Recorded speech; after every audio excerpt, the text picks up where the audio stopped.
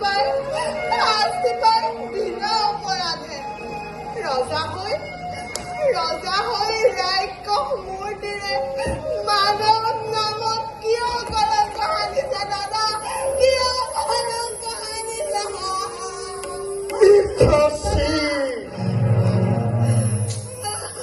নাই তোৰ একো অপৰাধ, যত মানে অপৰাধ এই কংস। তুমি ঠিক কৰিলে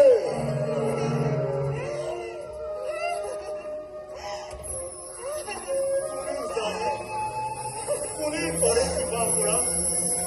কবলৈ কিবা আছে মোৰ, আৰু কলেও জানো কিবা সঁচাই।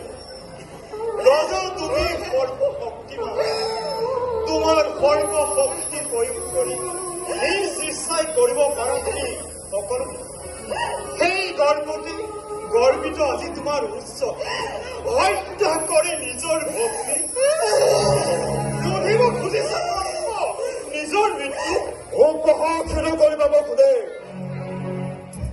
তোমাৰ কথাই সঁচা ৰজা, মই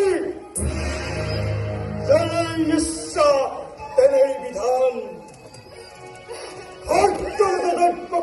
কৰেন সংহাৰ।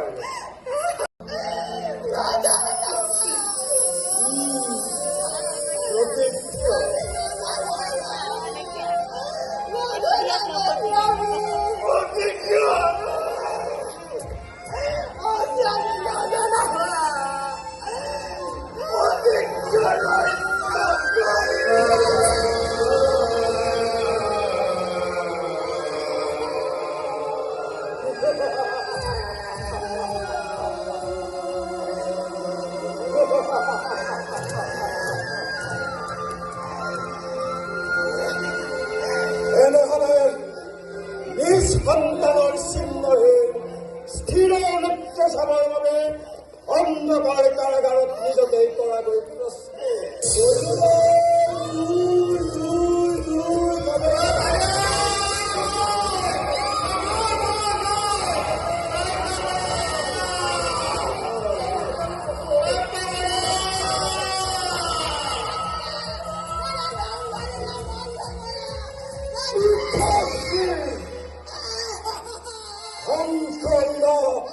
বন্ধ কৰা অফিসেৰ কথা বুঝো।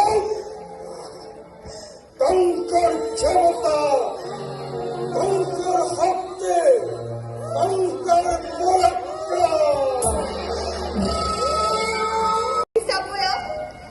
এই দৈব্যকীয়ে মৃত্যুৰ নামত বিচাৰিত নহয় কদাপি।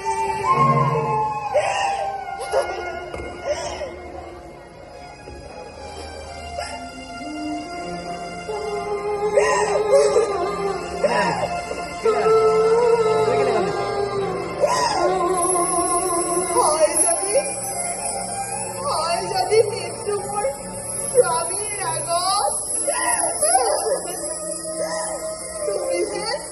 তুমিহে মহাদেৱ জ্যেষ্ঠৰ হাতত।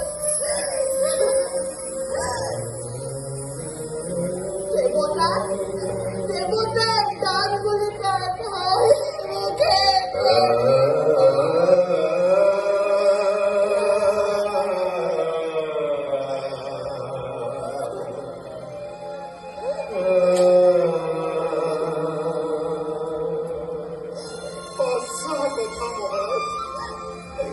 এনে কাৰ্য অতি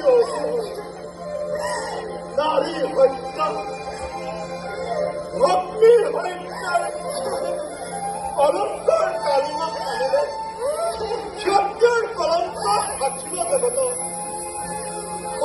মুখে কৰিব গঞ্জনা ই সমাজে নলব তোমাৰ নাম।